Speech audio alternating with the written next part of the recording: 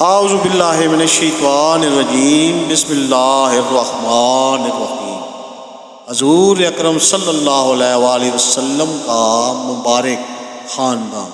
غرہ بنت قیس، یہ خاتون جناب حارث بن عبد المطلب کی اہلیہ ہیں، جن کا تعلق بنو فہر سے تھا۔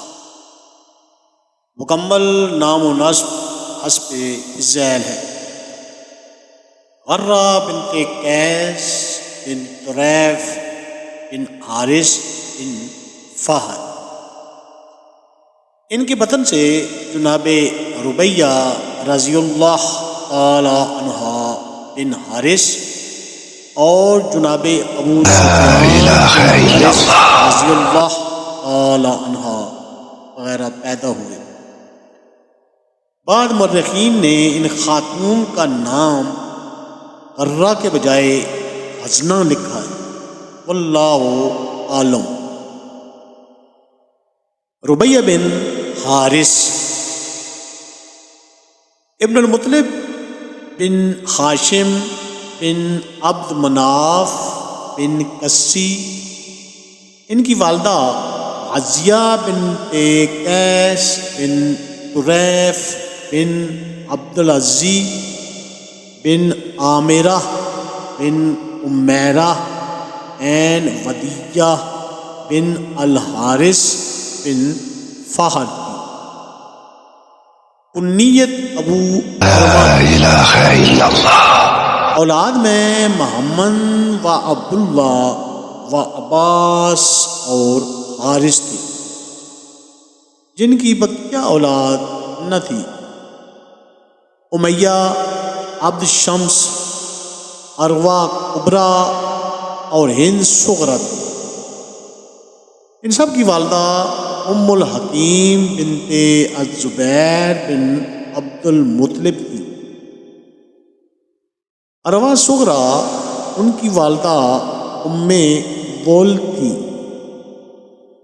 ان کی اولاد میں ایک فرزند آدم تھے، جن کے بارے میں علامہ ابن سعد فرماتے ہیں: آدم بن ربیہ یہ وہی تھے جنہیں قبیلہ بنی حذیل میں دودھ پلایا جاتا تھا۔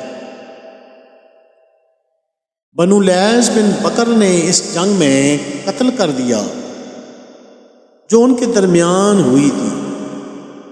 وہ بچے تھے، مکان کے آگے گھٹنوں کے بل چلتے تھے۔ بنو لیث نے ایک پتھر مارا جو ان کے لگا اور سر پاش پاش کر دیا۔ انہی کے متعلق یوم فتح میں رسول اللہ صلی اللہ علیہ وآلہ وسلم نے فرمایا: آگاہ ہو کہ ہر وہ خون جو جاہلیت میں ہوا میرے قدم کے نیچے ہے، اب اس کا کوئی شمار اور انتظام نہیں ہے۔ سب سے پہلا خون جس سے میں درگزر کرتا ہوں وہ ربیہ بن الحارث بن عبد المطلب کے بیٹے کا خون ہے۔ ہشام بن محمد بن الصائب القلبی نے کہا کہ میرے والد اور بنی ہاشم اس کتاب میں جس میں ان کا نسب بیان کرتے تھے ان کا نام نہیں لیتے تھے۔ وہ کہتے تھے کہ وہ ایک چھوٹا سا بچہ تھا جس نے کوئی اولاد نہ چھوڑی اور نہ اس کا نام یاد رکھا گیا۔ ہماری رائے ہے کہ جس نے آدم بن ربیہ کہا اس نے کتاب میں تم ابن ربیہ یعنی ابن ربیہ کا خون لکھا دیکھا اور اس میں الف زیادہ کر کے آدم بن ربیہ کہا۔ بعد راویان حدیث نے کہا کہ ان کا نام تمام ابن ربیہ تھا۔ دوسروں نے ایاس بن ربیہ کہا۔ واللہ لوگوں نے بیان کیا کہ ربیہ بن الحارث اپنے چچا عباس بن عبد المطلب سے 2 سال بڑے تھے جب مشرکین مکہ سے بدر کی طرف روانہ ہوئے تو ربیہ بن الحارث شام میں تھے۔ وہ مشرکین کے ہمراہ بدر میں موجود نہ تھے، اس کے بعد آئے۔ عباس بن عبد المطلب اور نوفل بن الحارث ایام خندق میں ہجرت کر کے رسول اللہ صلی اللہ علیہ وآلہ وسلم کی خدمت میں روانہ ہوئے تو ربیہ ابن الحارث نے الابواہ تک ان دونوں کی مشاعیت کی۔ مکہ واپس جانے کا ارادہ کیا تو عباس اور نوفل نے کہا کہ تم دار و شرک کی طرف واپس جاتے ہو جہاں لوگ رسول اللہ صلی اللہ علیہ وآلہ وسلم سے جنگ کرتے ہیں اور آپ کی تکذیب کرتے ہیں۔ رسول اللہ صلی اللہ علیہ وآلہ وسلم غالب ہو گئے ہیں، آپ صلی اللہ علیہ وآلہ وسلم کے اصحاب بہت ہو گئے ہیں، واپس آ جاؤ۔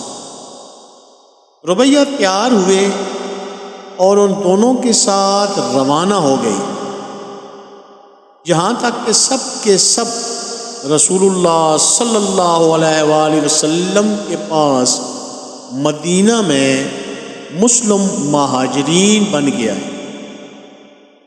رسول اللہ صلی اللہ علیہ وآلہ وسلم نے ربیہ ابن الحارث کو خیبر سے 100 وسق سالانہ کی جاگیر دی۔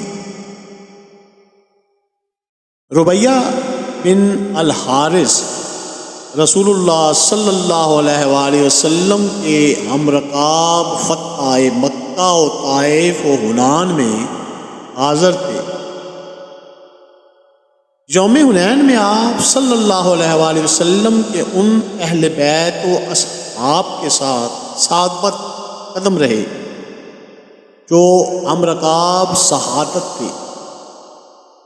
انہوں نے مدینہ میں بنو حدیلہ میں ایک مکان بنا لیا۔ لا الہ الا اللہ۔ نبی اکرم صلی اللہ علیہ وآلہ وسلم سے روایت کی ہے۔ ربیہ بن الحارث کی وفات مدینے میں بعہد خلافت حضرت عمر بن خطاب رضی اللہ تعالی عنہ اپنے دونوں بھائیوں نوفل و ابی سفیان بن الحارث کی وفات کے بعد ہوئی۔ اللہ تعالی ہمیں حضور اکرم صلی اللہ علیہ وآلہ وسلم کے خاندان کے ساتھ سچی اور پکی محبت نصیب فرمائے۔ اگر چینل کی اس ویڈیو یہ پسند آئے اس کو لائک شیئر اور ضرور کریں اور دوستوں کے ساتھ شیئر کریں۔ السلام علیکم ورحمۃ اللہ۔ لا الہ الا اللہ۔